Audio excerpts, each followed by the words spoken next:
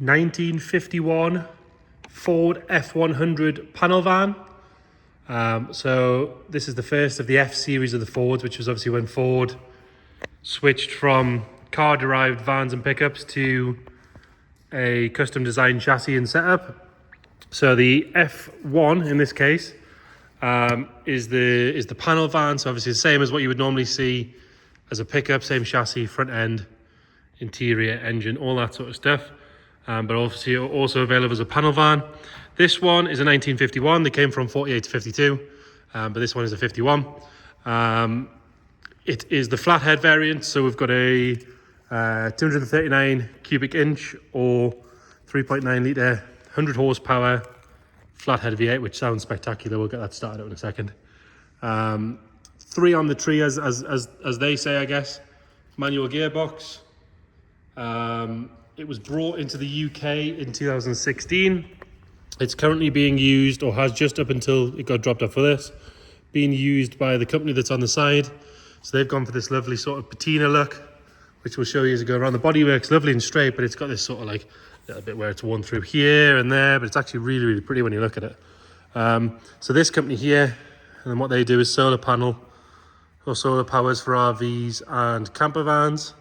If we have a look on the roof, they've got one of their products on the roof there. So you've got this solar panel on the roof, and we're going to skip ahead a little bit rather than going on the around the bodywork first. It does have in the back, obviously these 2 large opening doors, but it's got a battery bank, or a bigger battery if you like, an inverter, and it has an EPIVA, I guess is how you pronounce it, I'm probably wrong, charge controller linked to this 12 volt heater.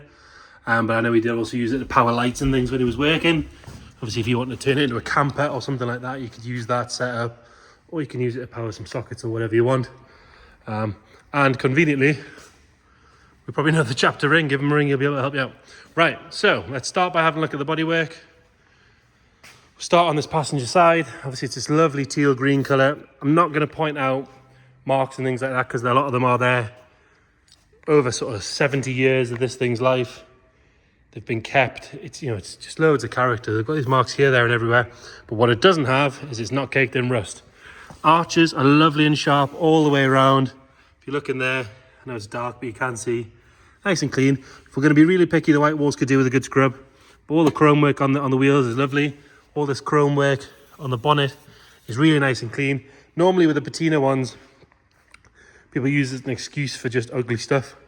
But this one, definitely not the case. Really nice and clean all the way along there. Wing itself, it's lovely, but it's kind of like, that's the signature of this F1 shape, is that huge front end, big step out wings. It's all nice and straight. There's no ripples or dents or anything on it. All the seams are good. All nice and tidy. That seal wants pushed back in, which I'll do. There we go. We'll clip that with a pressure washer. Good. Then obviously this step, if it can take my weight, it's going to take just about any of them. And again, if we have a look under there, you see, lovely and clean all the way down. Really, really good. Driver's door, again, nice and straight. There's no ripples or dents or anything on it. The glass is cracked on this one. But when you slam it, it doesn't sort of get any worse or anything like that. You can't feel it on either side. It wants just a new piece cutting in. It is just single. See, there you go. No difference. So it is just single pane glass. Dead easy to get cut. Mirrors and everything. Actually really, really good as well. Reversing is dead easy. And then it's had this hand painted logo on the back. Again, paint over. It's had something behind it at some point, which you can see. Actually, I think that also said Solar Shack, SOLAR. Yeah, it did. And they've obviously changed their logo at some point. Coming along the rest of this passenger side, this arch, really sharp and solid all the way around. Another good wheel and tyre. Shut these down and have a good look at these. This right hand side door, again, lovely and clean.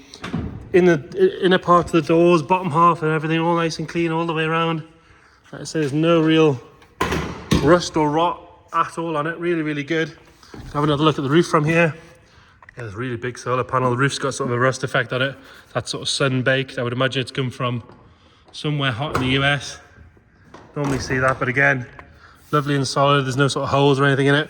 It's been outside in the rain before I pulled it in. There's not a drop of moisture coming through. You can see from that roof. Nice and straight. All the bumpers again, if you stand on those to get on the roof. Lovely and strong. Gives you a good idea of how good the chassis and everything is. We'll have a look underneath from here. Again, really good. See quite a new exhaust system on there as well.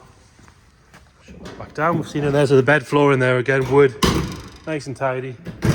All shut nice and solid, it doesn't rattle or anything like that. All the clasps and everything are tidy. That is a British plate, so it is registered on XBV734, but it has sort of been given that American touch. Coming down this driver's side again, if you look down the side, look, there's no ripples or dents. Look how flat the bodywork is. There's not a mark on it really, so this is just a true patina. You've got a little bit of surface rust just on the bottom here, but again, that's sort of part of the look. The arch itself's nice and solid. If you get behind there, you can really pull out. It's lovely and sharp. And then again, this step, we'll give it the fat man test. Lovely and solid. You can have a look underneath there again. Really nice and clean. Your filler on this side as well. All the handles, everything are nice and tidy.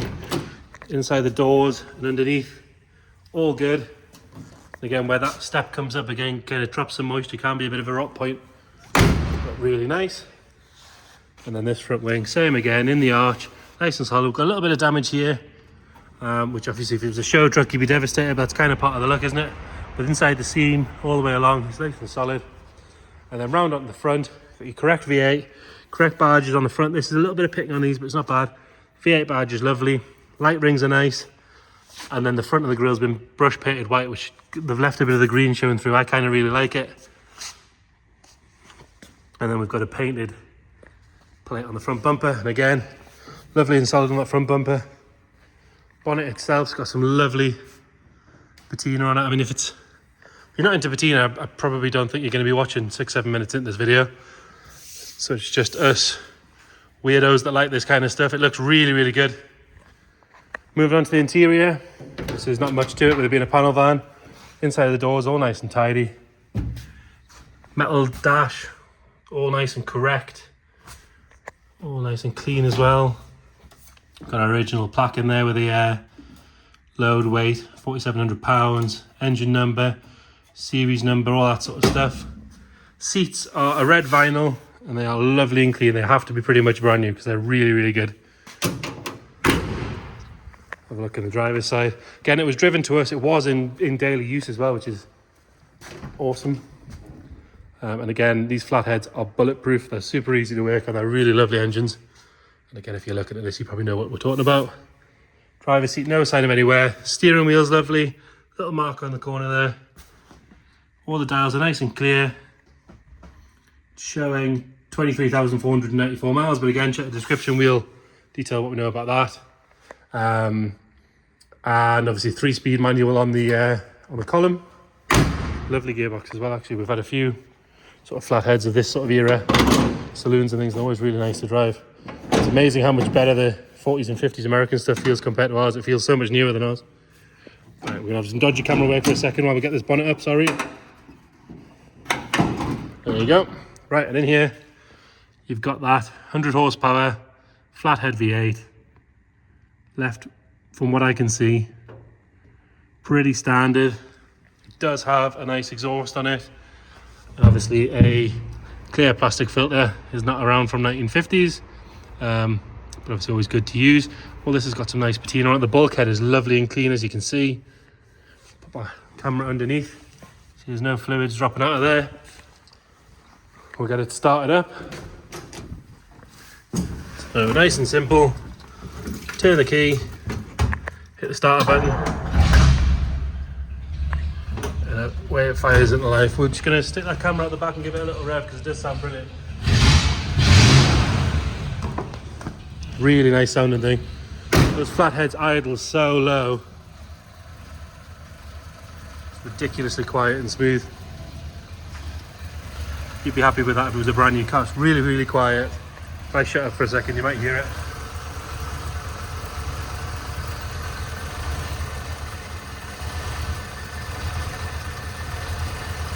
Rev there.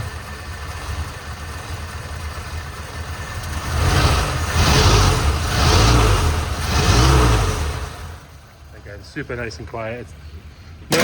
No need for any choke when you're starting it up. You just got a nice little burble out the back. So there you have it. Forward panel van. About as cool as you're going to get. If you've got any questions, please get in touch. We're happy to help. Thank you.